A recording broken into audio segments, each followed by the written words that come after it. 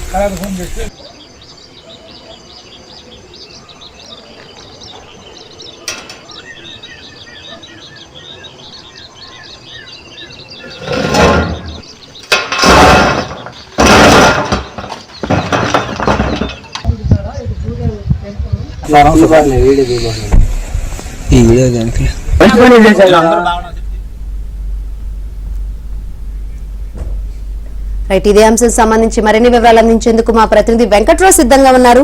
Venkatrao,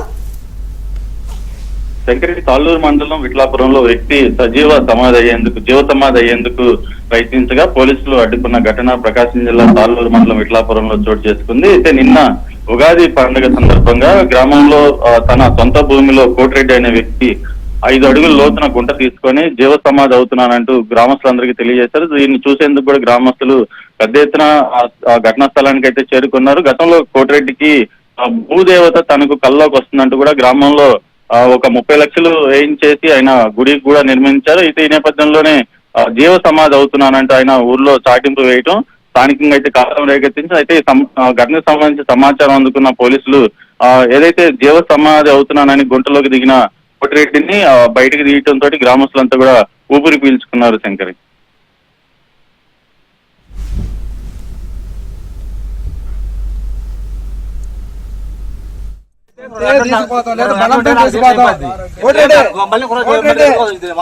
Koti Reddy